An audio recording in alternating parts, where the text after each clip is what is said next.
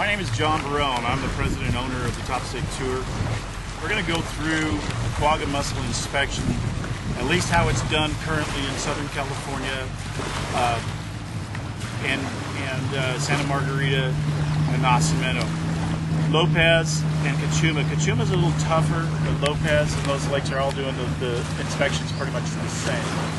So we're going to go through that, show you what they're looking at, what they're looking for.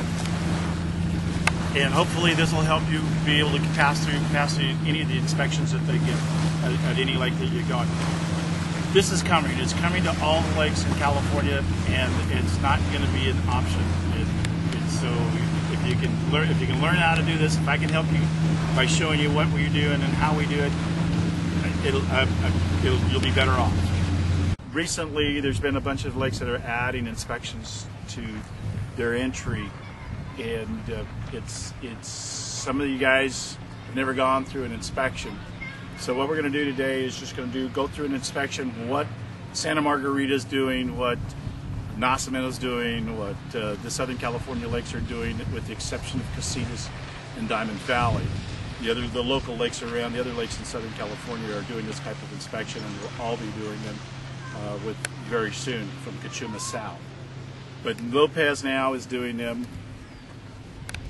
Santa Margarita is, and Nacimiento. I don't know about San Antonio yet, but that's coming. If it's not here, and you're going to find a lot of your lakes in the north, in the Central Valley rather, are going to be doing the same thing. So we're going to go through kind of what they're looking at and how they do their inspections. One of the first things they do is they walk around the boat and rub it, feeling for rough spots. If they feel any rough spots, they have suspicion that that you have quaggas attached to your boat. If it's smooth, it's no problem. The boat cleaning products that I use is Paragon 250, the cleaner and wax, and the Water Dog, the water spot remover. This is really some pretty good stuff. It takes water spots off like nothing I've ever seen. It also kills quagga. One of the things that I like to use it, one of the reasons I like to use it, beyond the fact that it is a great and excellent product. The next thing they're going to do after they rub your boat and looking for rough spots, so they're going to go through and they're going to look at your bunks to see if they can find any vegetation on the bunks down there. So you need to make sure when you come out of a lake, make sure you're not taking any vegetation with you. What I do before I go pick up the boat out of the water, I just look at my bunks real quick, make sure there's no vegetation on there, clean it if there is, then load the boat. And there's times on some of the lakes when you back down, you can run and pull the boat up on your trailer. You can drag some vegetation with you, so you really got to watch for that, and you can really pull some in there if you're not careful. The next thing they're going to be looking for, they're going to be opening your live wells. Once I've got off the water and I've cleaned the boat and I've got everything done, one of the last things that I do is pull the screens out of my live wells.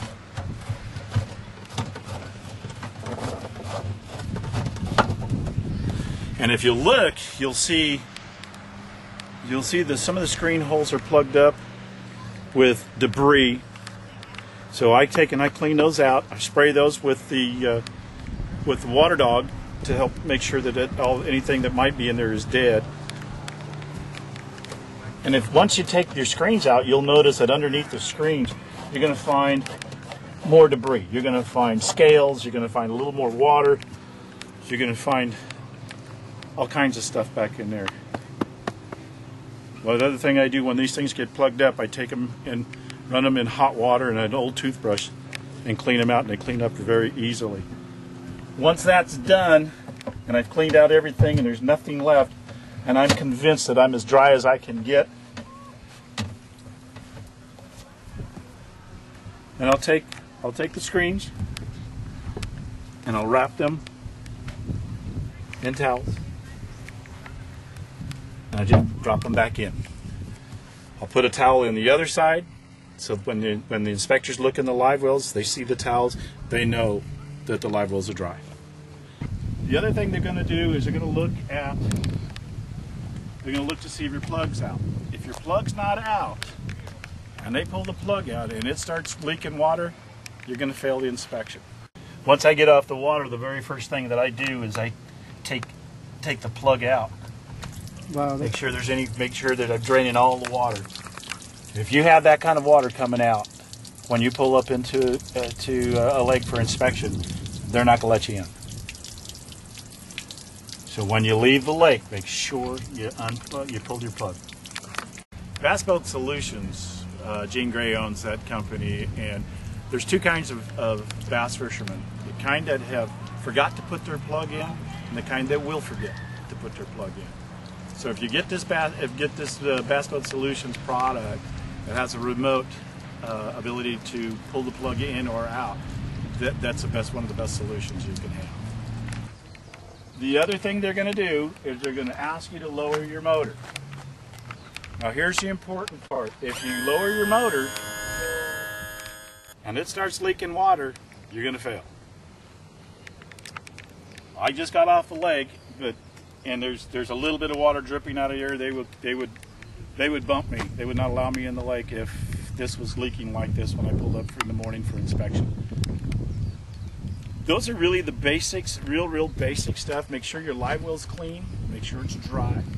Make sure you've got a couple of towels inside your live wells to make it to give the illusion, at least the appearance that it is dry, and it kind of gives it the little bit of the conception that it is dry when they see the towels. Make sure that when you get off the lake at the end of the day, that you lower your motor and let everything drain out as much as you can. I try to find someplace in the parking lot and park it uphill so that the water is running down and out the back. You're never going to get these things dry. I don't care how hard you try. Bass boats are just not designed to be dry. I mean, they're not going to get dry. So if you do these things, if you make sure that you've got your plug out, make sure you've drained your motor as much as you possibly can. Some guys at some of the tougher lakes like Diamond Valley, they'll actually go through and take an air hose and blow water through the drains in their live wells to try to make sure the water's out. Park the boat uphill if you can, so that everything is draining, and those are the things that are going to help you get on the lake. If you don't do these things, and it's coming, it'll probably be at almost every lake around in California. If you don't do these things, you're gonna get bumped. Make sure the other thing that whenever they're doing inspections, when you leave the lake, if you plan on coming back, get tagged. They will tag your boat for you, so you won't have to go through that inspection again. I hope this helps. I hope this helps get you guys past inspections that are going to be coming statewide all along the entire state. They're going to be doing inspections. So I hope that helps, and we'll see you on the water.